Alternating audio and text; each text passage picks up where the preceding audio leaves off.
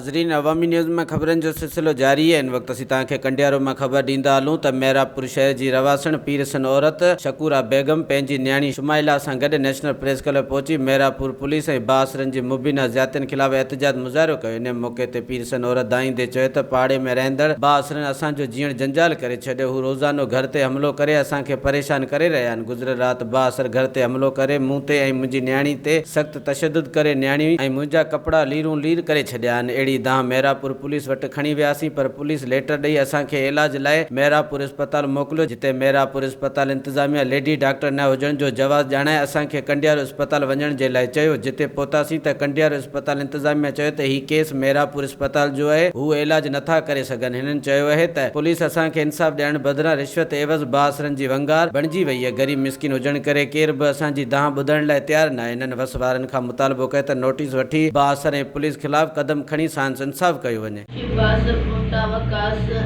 राणा राजपूत 6 छोकिरा 3 छोकिरनि जे मुंहं ते रुमाल पतल हुया, जेका असां ॾिठा ई कोन, हुनजा नाला असांखे कोन्हे ख़बर। जंहिंमहिल उहा आया असांजे घर में घिड़िया आया, असांखे मार कुट, अंदरि असां कमरे में वेठा आया घिड़िया 7 माण्हू घिरे मार पीट सुगो असां रड़ियूं कयूं।